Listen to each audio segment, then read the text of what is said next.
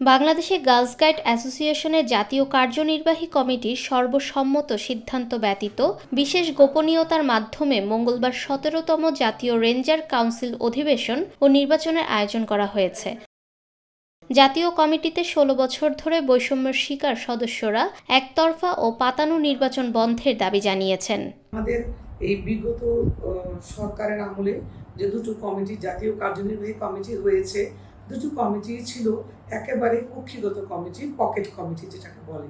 সেখান থেকে আমরা পাশ করলেও বহুত প্রতিবন্ধকতা এবং বহুত কষ্ট করে পাশ করে এসেছি, তার প্যানেলে এসেছে।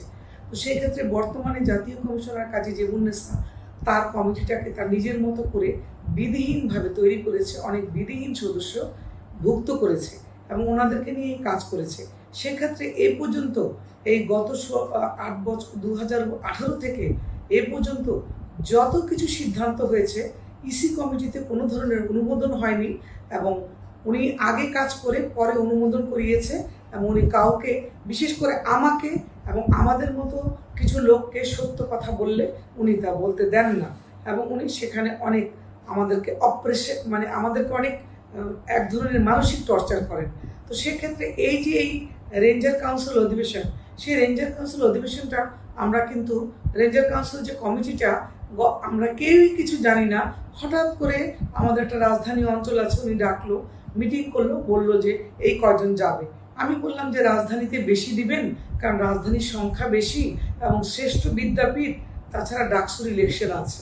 তাতে উনি বললেন আমার কিছু করার নেই, জাতীয় কমিশনার কাজী জেবুন যা বলেছে তার বাইরে যেতে পারবো না।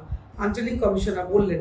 পরবর্তীতে আমাদের গত ৭ তারিখে হঠাৎ করে আমরা ৪ তারিখে একটা চিঠি পেলাম, ৭ তারিখে মিটিং রেঞ্জার কাউন্সিল। ওনারা সব কিছু তৈরি করে ওনাদের কক্ষিগত কমিটি দ্বারা সব কিছু তৈরি করে আমাদের কাছে দিল। তখন আমি প্রতিবাদ করলাম যে আগামীকাল ডাকসুর ইলেকশন, আপনারা আমাদের ঢাকা ইউনিভার্সিটির মেয়েরা কিভাবে অংশগ্রহণ করবে, এবং শুধু ঢাকা ইউনিভার্সিটি না, ওদিন তো দেশের অবস্থাও অন্যরকম থাকবে।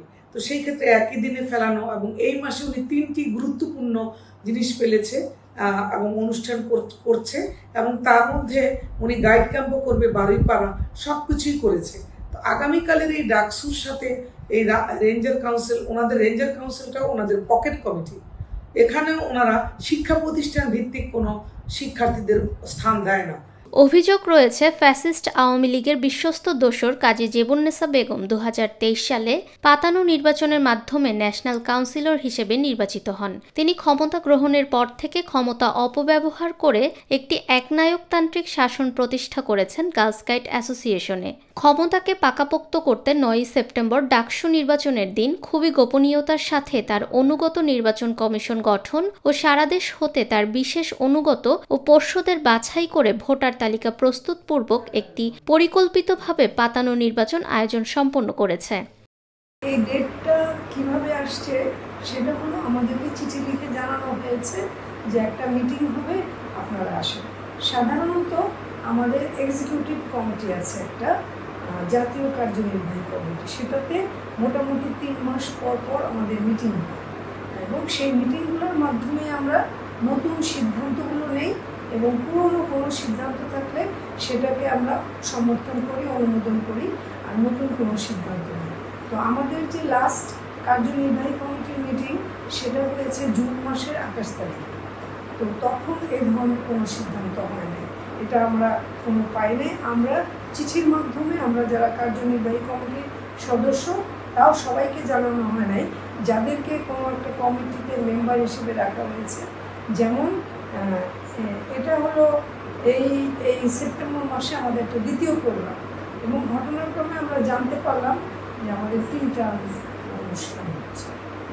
আমি ডাকসুর সাথে মিলিয়ে দেখি নাই, তবে গতকালকে যখন আমাদের কার্যনির্বাহী সার্বিক কমিটির মিটিং হয়েছে তখন কিন্তু আমাদের কোনো সদস্য এই প্রশ্নটা তুলেছে, আর এই তারিখটা তো আসলে আমরা নির্ধারণ করি। নির্বাচন বলতে এটা তো হচ্ছে রেঞ্জার কমিটির নির্বাচন। এই নির্বাচনটা হচ্ছে এটা 6 বছর পরে, এটা আমাদের জাতীয় কার্যনির্বাহী কমিটির মিটিং না, এটা হচ্ছে নির্বাচন না, এটা হচ্ছে আমাদের একটা বয়স ভিত্তিক গ্রুপ আছে, সেখানে রেঞ্জার গ্রুপ যারা এইচএসসি লেভেলে এবং ইউনিভার্সিটি লেভেলে পড়াশোনা করে, রেঞ্জার গ্রুপ। সেই রেঞ্জার গ্রুপের একটা কমিটি থাকে, রেঞ্জার কমিটি। এটা অঞ্চল পর্যায়ে থাকে আর জাতীয় পর্যায়ে থাকে। সেই হিসাবে এটা একটা বড় নির্বাচন আমাদের 2 বছর পর পর হয়। তো এটার কথা আমরা রিসেন্টলি জেনেছি, আমরা 2-3 মাস আগে জানতে পারি।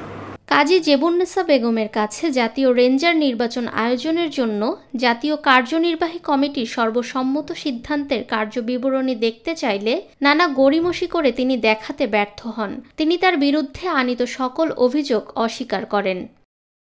জানা গেছে, বাংলাদেশে গার্লস গাইড অ্যাসোসিয়েশনের জাতীয় কমিশনার কাজী জেবুন্নেসা বেগমের বিরুদ্ধে নিয়ম ভেঙে তার ক্ষমতার টিকে থাকার এবং সংগঠনের মধ্যে একছত্র আধিপত্য প্রতিষ্ঠার অভিযোগ আনা হয়েছে, যা অনেক সদস্যকে হতাশ করেছে। অবিলম্বে ফ্যাসিস্ট সরকারের দোসর হিসেবে পরিচিত 2023 সালে একতরফা পাতানো ভোটে নির্বাচিত কমিটি বাতিল করে নতুন আহ্বায়ক কমিটি গঠন অথবা প্রশাসক নিয়োগ করতে হবে। সকল অনিয়ম ও দুর্নীতির তদন্ত করতে হবে এবং একতরফা ও পাতানো নির্বাচন বাতিল ও বন্ধ করতে হবে।